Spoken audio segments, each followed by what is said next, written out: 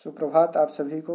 आज की व्याकरण की कक्षा के अंतर्गत हम लोग उपसर्ग के बारे में पढ़ेंगे कि उपसर्ग किसे कहते हैं और उपसर्ग कितने प्रकार के होते हैं और उपसर्ग की सहायता से कोई भी नया शब्द किस तरह से बनता है तथा किसी शब्द से हम उपसर्ग को कैसे अलग करते हैं, ये सारी चीज़ें हम लोग आज की कक्षा के अंतर्गत जानेंगे। तो आइए देर न करते हुए प्रारंभ करते हैं आज की कक्षा और जानते हैं उपसर्ग के बारे में।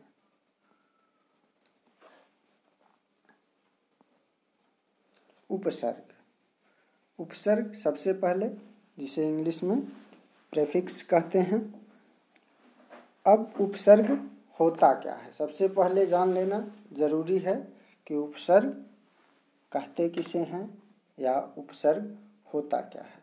तो परिभाषा देखेंगे सबसे पहले हम लोग कि वे शब्दांश जो किसी शब्द के शुरू में अर्थात आरंभ में जुड़कर उसके अर्थ में परिवर्तन या विशेषता ला देते हैं, उन्हें उपसर्ग कहते हैं। अर्थात उपसर्ग के ऐसे शब्द होते हैं जो किसी भी शब्द के पहले जुड़ते हैं। कोई भी शब्द होगा, अगर उसके पहले कुछ जुड़ता है और फिर नया शब्द बनाता है या उस मूल शब्द में परिवर्तन कर देता है, उसमें विशेषता ला देता है, तो वो सभी क्या होंगे, उपसर्ग कहलाएंगे ना। जैसे अब देखिए उदाहरण के माध्यम से आप देख लीजिए कि मूल शब्द क्या है, कार, और इसमें जुड़ जाए उपसर्ग अधि, तो नया शब्द क्या बन जाएगा, अधिकार। इसी तरह से मूल शब्द मान है, इसमें उपसर्ग क्या जुड़ा है, सम, तो सम मान दोनों मिला करके नया शब्द क्या बन जाएगा, सम्मान। परा उपसर्ग और मूल शब्द जय मिल करके क्या बनाते हैं, पराजय। आ धन गमन मतलब आगमन। अप धन मान अपमान। कु धन पात्र कुपात्र। कभी कभी क्या होता है कि आपको नए शब्द ऐसे ये वाले शब्द न, ये जो आप देख रहे हैं, ऐसा कोई शब्द दिया रहेगा और इसमें कहेगा कि आप उपसर्ग बताइए, तो सबसे पहले आपको ऐसे ही अलग करना होगा ना कि मूल शब्द और उपसर्ग को छांटना होगा। तो इसमें आपका जो उपसर्ग होगा वो क्या होगा, अधि, और कार क्या है, मूल शब्द है ना, ठीक है। पराजय में परा आपका उपसर्ग है और जय मूल शब्द है। तो उपसर्ग, उम्मीद है कि आप लोग समझ गए होंगे कि उपसर्ग ऐसे शब्दांश होते हैं जो किसी भी शब्द के आरंभ में यानी पहले जुड़ते हैं। उपसर्ग पहले जुड़ता है और प्रत्यय शब्द के अंत में जुड़ता है। इतना आपको जानना सबसे महत्वपूर्ण है, सबसे जरूरी है। अगर इतना जानते रहेंगे तो निश्चित रूप से नए शब्द बनाना आपके लिए आसान होगा ना। कि उपसर्ग कहाँ जुड़ता है, किसी भी शब्द के पहले। अब हिंदी भाषा में 3 प्रकार के उपसर्ग प्रचलित हैं। हिंदी भाषा में कितने प्रकार के उपसर्ग प्रचलित हैं, संस्कृत के उपसर्ग, हिंदी के उपसर्ग और विदेशी उपसर्ग, यानी 3 भाषाओं के उपसर्ग हिंदी भाषा में प्रचलित हैं। तो सबसे पहले हम लोग संस्कृत के ही उपसर्ग को देख लेते हैं कि संस्कृत के उपसर्ग क्या हैं। कि संस्कृत के उपसर्ग को तत्सम उपसर्ग भी कहा जाता है। ये उपसर्ग प्रायः उन शब्दों के साथ जुड़ते हैं जो संस्कृत भाषा से हिंदी में आए हुए हैं। अर्थात हम साधारण शब्दों में यह कह सकते हैं कि संस्कृत के उपसर्ग क्या होते हैं, जो संस्कृत भाषा से शब्द आए हैं ना, जो संस्कृत से आए हैं। जैसे अति, अति क्या है, संस्कृत भाषा का है ना, अब इसीलिए यह क्या है, संस्कृत का उपसर्ग है। दुर, दुर भी क्या है, संस्कृत भाषा से हिंदी में आया है ना, और यह किसी के पहले यदि जुड़ेगा तो वह कैसा उपसर्ग होगा, संस्कृत का उपसर्ग कहलाएगा। जैसे अति धन आचार से क्या बना, अत्याचार। दुर धन लव से दुर्लभ। ये सभी क्या हैं, संस्कृत के दोनों उपसर्ग हैं। तो संस्कृत के उपसर्ग कैसे होते हैं कि संस्कृत के उपसर्ग जो होते हैं ये प्रायः कहाँ से आते हैं, संस्कृत भाषा से। ऐसे उपसर्ग जो संस्कृत भाषा से हिंदी में आए हैं उन्हें संस्कृत के उपसर्ग कहते हैं ना, यानी संस्कृत भाषा से आए हुए उपसर्ग को संस्कृत के उपसर्ग कहते हैं ना। ये चूंकि तत्सम संस्कृत से जो मूल शब्द लिए जाते हैं वो क्या होते हैं, तत्सम कहलाते हैं, और जब उनका रूप परिवर्तन हो जाता है हिंदी में प्रयोग के साथ साथ, समय बदलने के साथ साथ, तो वो तद्भव हो जाते हैं। तो चूंकि ये संस्कृत से आते हैं इसलिए इन्हें तत्सम उपसर्ग भी कहते हैं। ठीक है, तो संस्कृत के उपसर्ग हो गए। अब इनके कुछ उदाहरण भी हम लोग देखेंगे, तब ज़्यादा अच्छे से हम लोगों को क्लियर हो जाएगा कि जैसे संस्कृत के ये सारे उपसर्ग हैं ना, ये सारे क्या हैं कि आपके संस्कृत भाषा के उपसर्ग हैं। जैसे आ, उत, तम, ये सारे के सारे संस्कृत भाषा के हैं ना। ठीक है, अब इनकी सहायता से कैसे नए शब्द बनते हैं उसको भी देखेंगे। आ का मतलब तक, आ का अर्थ क्या है, ये अर्थ है, आ का अर्थ है तक। अब इसकी सहायता से नए शब्द कैसे बनेंगे, उपसर्ग मैंने पहले ही आपको बताया कि शब्द के प्रारंभ में सबसे पहले शुरुआत में जुड़ते हैं। जैसे आ से आ जन्म, आ मरण, आ जीवन, आ समुद्र, ये सारे नए शब्द बनेंगे। उत, उत मतलब ऊपर, उत का मतलब ऊपर होता है, ये अर्थ हैं, ये सभी क्या है आपको अर्थ दिया हुआ है ना।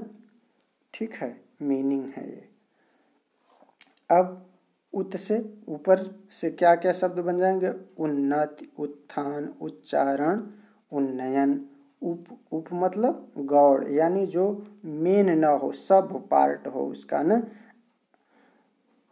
उप से उपाध्यक्ष, उपयोग, उपचार, उपहास, उपसर्ग, ये सभी क्या हैं उपसर्ग से बनने वाले शब्द हैं। फिर कु का मतलब होता है बुरा, कु से कुमार्ग, कुपुत्र, कुचाल, कुकर्म, कुपात्र, ये सब बन जाएंगे ना। फिर उसके बाद दुष मतलब भी बुरा होता है। अब दुष से क्या होता है, या दुष दोनों एक ही है। दुर्लभ, दुर्गम, दुर्बल, दुर्जेय, दुस्साहस, दुष्कर्म। फिर निर का मतलब होता है रहित, निर्बल, निर्धन, निष्फल, निश्चय, निर्मल, ये सभी बन जाएंगे निर से। परा का मतलब होता है उल्टा या पीछे, इससे पराजय, पराभव, पराक्रम, ये शब्द बनेंगे। जैसे अगर आपसे पूछा जाए कि पराजय शब्द में कौन सा उपसर्ग है, तो यहाँ लिखेंगे आप परा उपसर्ग है। परि उपसर्ग से बनने वाले शब्द परिधि, परिचालन, परिवर्तन, परिश्रम, परिणाम, ये सभी है ना। इसी तरह से पुनः मतलब दोबारा से पुनर्बलन, पुनर्जन्म, पुनरुत्थान, पुनर्निर्माण। प्र का मतलब होता है अधिक। अब इसमें प्रबल, प्रयत्न, प्रचार, प्रहार, प्रकार, ये बन जाएंगे। प्रति से प्रत्येक, प्रतिदिन, प्रतिकूल, प्रतिक्षण, प्रतिरोध।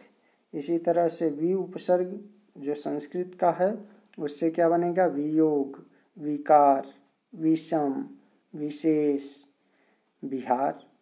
ठीक है, सम से क्या बनेगा, संयोग। ठीक है, संयम, सम्मान, संबंध, संशय। सत से सतपथ, सत्संग, सत्कर्म, सद्जन, सदाचार, ये सत उपसर्ग से। सम, ये संस्कृत का उपसर्ग है। सम मतलब बराबर। समवयस्क, समवयस्क मतलब हम उम्र होता है, बराबर के एज का ना। समकोण, समकालीन, सह मतलब साथ। इससे बनेंगे कौन कौन शब्द, सहपाठी, सहकर्मी, सहपाठी मतलब साथ पढ़ने वाले, सहकर्मी साथ काम करने वाले, सहभागी एक ही चीज़ के भागी होने वाले, सहयोगी, सहकारी, ये सभी क्या हैं, सह से बनेंगे। स्वयं से स्वयंसेवक, स्वयंसेवी, स्वयंभू, स्वयंवर। स्व उपसर्ग से क्या क्या बनेंगे नए शब्द, स्वचालित, स्वनिर्देश, स्वदेश, स्वराज्य और स्वजातीय। ये संस्कृत भाषा के उपसर्ग हैं। इसी तरह से दूसरा देख लेते हैं हम लोग, हिंदी के उपसर्ग। हिंदी के उपसर्ग क्या है कि हिंदी के उपसर्गों को तद्भव उपसर्ग भी कहा जाता है। इनका प्रयोग प्रायः हिंदी शब्दों के साथ किया जाता है।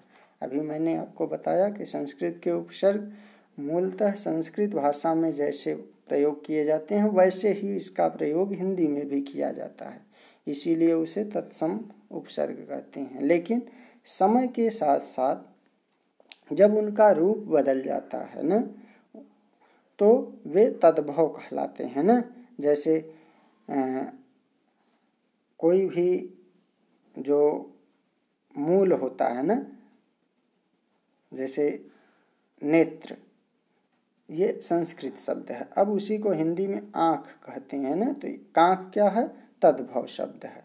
उसी तरह से हिंदी के उपसर्ग को भी हम लोग किस नाम से जानते हैं, तद्भव उपसर्ग के नाम से जानते हैं। ये मूलतः संस्कृत से आए होते हैं, लेकिन समय के साथ साथ इनका जो रूप होता है वो बदल जाता है। अब उदाहरण देख लीजिए, अध जला से अध जला। अब अध क्या है, ये हिंदी का उपसर्ग है जिसे तद्भव उपसर्ग कहेंगे ना।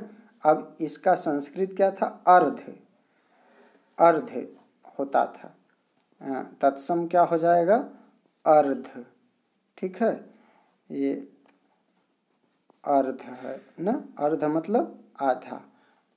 लेकिन हिंदी में इसका रूप बदल करके क्या हो गया, अध।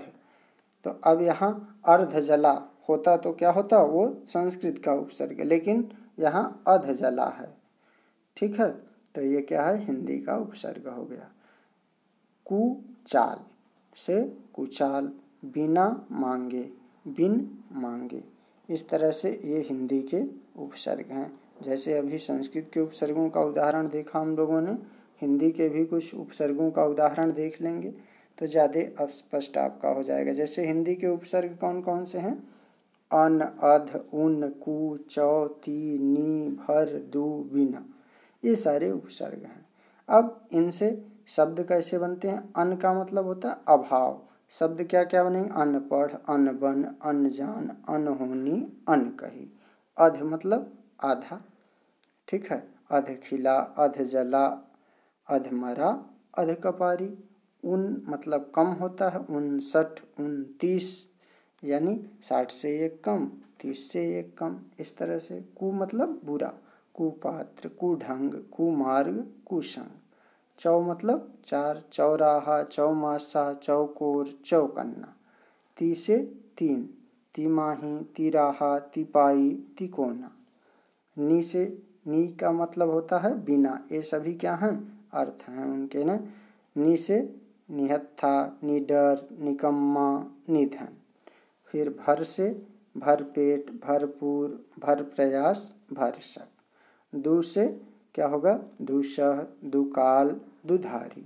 बिना से क्या बन जाएगा, बिन ब्याह, बिन कहे, बिन देखा, बिन सुने। ये सभी क्या हैं, हिंदी भाषा के उपसर्ग हैं और उनसे बनने वाले ये शब्द हैं।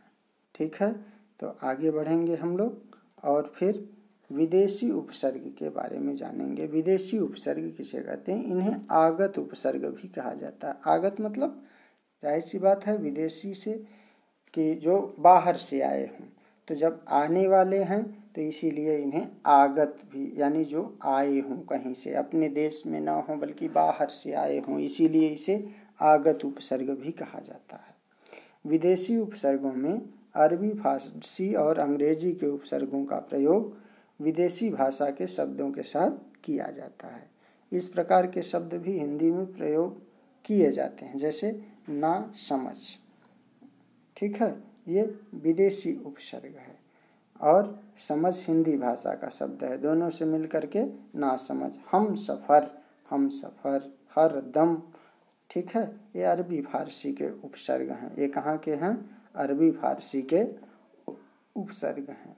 ठीक है, तो ऐसे उपसर्ग जो विदेशों से आए हों और हिंदी भाषा में जिनका प्रयोग हो रहा हो उन्हें हम विदेशी उपसर्ग कहते हैं। कुछ विदेशी उपसर्गों के भी हम लोग उदाहरण देख लेंगे, जैसे संस्कृत और हिंदी के देखा है। जैसे ना, ना मतलब कमी।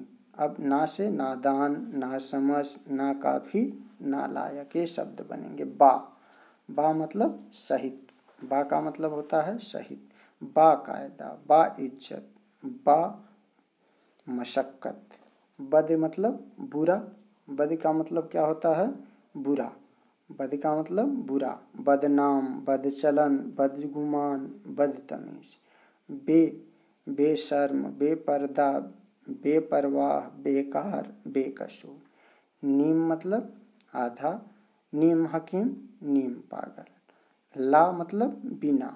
अब इसकी सहायता से शब्द क्या क्या बन जाएंगे? लापरवाह, लावारिस, लापता, लाइलाज। सर, सर का मतलब होता है मुख्य। अब इससे शब्द क्या बनेंगे? सरपंच, सरताज। हम मतलब साथ, इससे शब्द बन रहा है हमराज, हमदर्द, हमशक्ल, हमदम।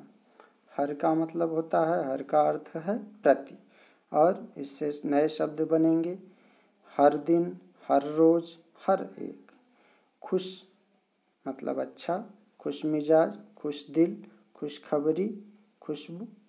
सब मतलब उप, सब इंस्पेक्टर, सब मजिस्ट्रेट। ये देखो अंग्रेज, अभी ये सभी क्या थे?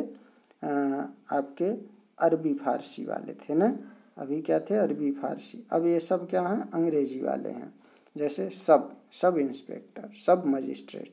डिप्टी माने भी उप होता है, deputy commissioner, deputy chairman, deputy collector ना। वाइस, वाइस मतलब सहायक, vice president, vice chancellor. Chief मतलब मुख्य, चीफ सेक्रेटरी, चीफ जज, चीफ मिनिस्टर। ये सभी क्या हैं? अंग्रेजी भाषा के उपसर्ग हैं। चूँकि ये बाहर के देशों से आए हैं, बाहरी भाषा से आए हैं, इसलिए इसे विदेशी या आगत उपसर्ग भी कहते हैं। तो आज की कक्षा में हम लोगों ने जाना कि उपसर्ग किसे कहते हैं, कि वे शब्दांश जो किसी भी शब्द के प्रारंभ में जुड़ करके उसमें परिवर्तन या बदलाव करते हैं उन्हें उपसर्ग कहते हैं। और हिंदी भाषा में 3 तरह के उपसर्गों का प्रयोग होता है, संस्कृत भाषा के उपसर्गों का, हिंदी भाषा के उपसर्गों का, और विदेशी भाषा के यानी बाहरी भाषाओं के उपसर्गों का। तो उम्मीद है आज की कक्षा आपको समझ में आ गई होगी। धन्यवाद।